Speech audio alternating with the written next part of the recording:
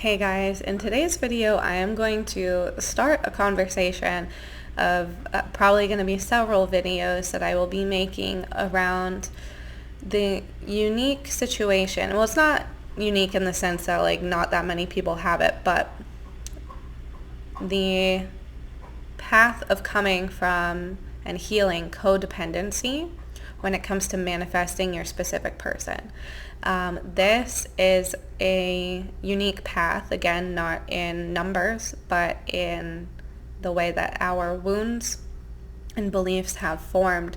And what is really interesting as someone who was raised to be codependent and then finally started breaking that cycle about 5 years ago, 6 years ago now. I've been working on it for that period of time, so I don't really know exactly where in there I've broken it, or it's a process, right? But it takes time. And I've only learned about manifestation within the past year. So, sorry, there's something in my eye. So with me only learning about manifestation in the past year, I think it's really accelerated the rate at which I'm able to heal these things. And I've been observing the way that my codependency has created a whole belief system that I've carried my whole life, right? And I think it is something that should be talked about more, because I, can share my experiences with you, and you guys, if you relate to this, you feel that you've had or have codependency that you're working to heal and clear, it's like I can give you guys maybe, I don't know, like some clues on where to start looking, So one thing that I noticed for myself, and this is my personal experience, so again, just, maybe these are some clues or some little sparks for you to have some inspiration about how to view your situation and reflect on your situation. But I noticed that sometimes it was detrimental, not detrimental, but a deterrent, or I don't know the correct word. Those are correct words. I don't know the other word I'm looking for. But for me, it kind of felt a little like a deterrent to hear people telling me to focus on the gratitude for how what we want to manifest could serve someone else. So for example, if I want a new job, I should focus on how much joy I could bring my coworkers, or how much money I could make the company, how good of customer service I can provide, customer experience for the customers, these sort of things in a specific person, romantic relationship kind of situation. You want to focus on, I can provide love for this other person. I can make them feel safe and seen and heard and blah, blah, blah. Fantastic objectively, right? Of course we want to be like giving positively to other people and being a positive experience for other people. But the problem that I noticed, or not problem, just what I noticed, what I observed, is that in coming from a codependent state, I was never getting on the pedestal, and I was still staying in this place of servitude of others, and it was putting me, I'm still trying to figure out how I can create a video to explain to you guys just energetically what I felt, where my energy has been in this process of manifesting, and how once it started to shift, it felt wrong. When I started to shift out of codependency, it felt wrong because it felt like all of a sudden my energy was within me.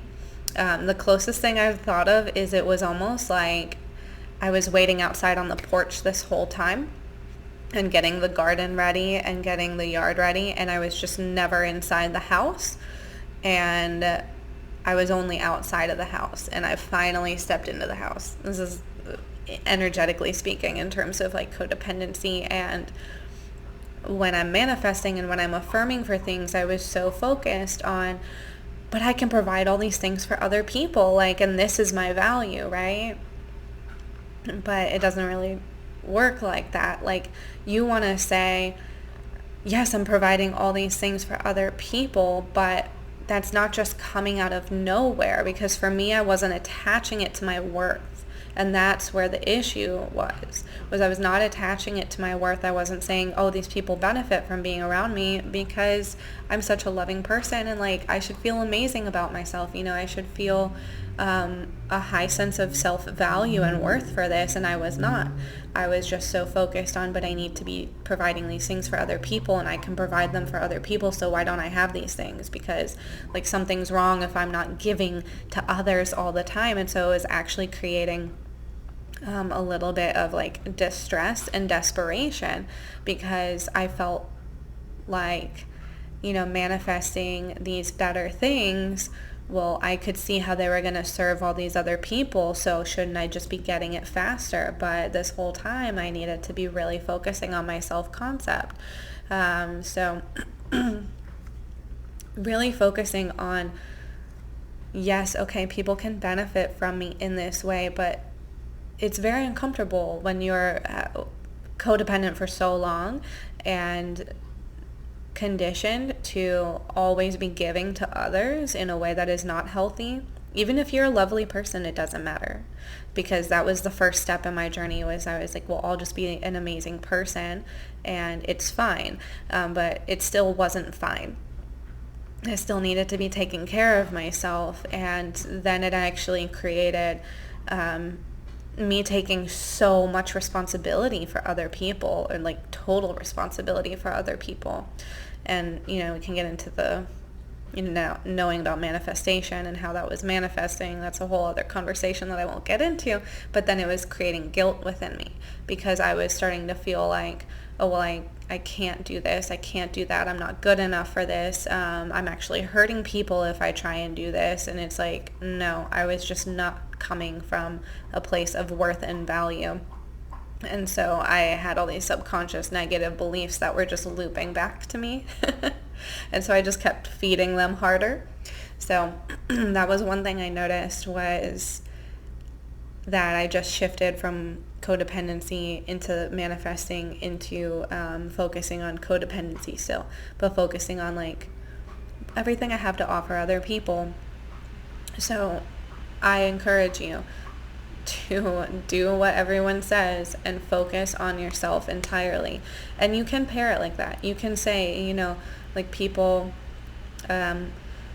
love venting to me, they love being vulnerable with me, but add on, because I am a loving, compassionate, understanding, intelligent person. Really like take these things and then give yourself value and keep that value for yourself. I don't know how to explain this any differently. But another thing that I noticed, I'm going to transition here before I wrap this video up, I am losing daylight, is that in these codependent wounds that I noticed in myself, a lot of times I was blaming myself for a lot, like I mentioned, but I was also holding my worth hostage for the ways that I acted in my wounding, which I kind of explained, or didn't explain, but I kind of touched on. That, when these negative, because I had this lack of self-worth and it would manifest into a negative situation, I would then lower my worth even more. And so I was just like putting myself down more and more and more, and using the reflection of my lack of worth as evidence to tank my worth even more, and evidence as to why I was, it was, in one of the video I just made, I don't know what order these are coming out in, because I made 2 today, but I talked about how our emotions, we can have like rational, logical, and illogical, irrational beliefs, and of course they're all valid, but some of them just are really crazy. And I had one, because of this looping of just tanking my self-value, I had one that made me feel that communication in certain scenarios with me was actually dangerous and harmful to other people.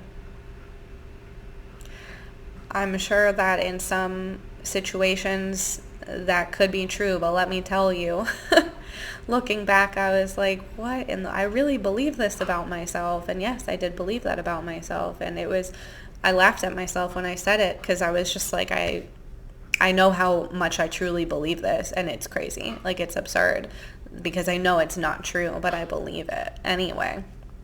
So definitely don't hold your own worth hostage because of the ways that you've been acting out of your wounding. It can be really hard to go back and forgive ourselves for the triggers that we've caused, for the negative circumstances that we've manifested. Go back and forgive yourself for acting out of your wounding. Don't just like keep piling the blame and trying to build on top of it. Like really make sure that you're forgiving yourself and picking yourself up along the way. Because I know that I tend to just kind of forge ahead with things, and what I'm realizing is that I really need to take a look and keep circling back to the times that I manifested out of wounding and go address those versions of me, even if it was only a week ago or a month ago or 2 months ago or 3 weeks ago or 3 hours ago. When I acted out of wounding, I needed to feel validated in that because I'm always so harsh on myself for messing up.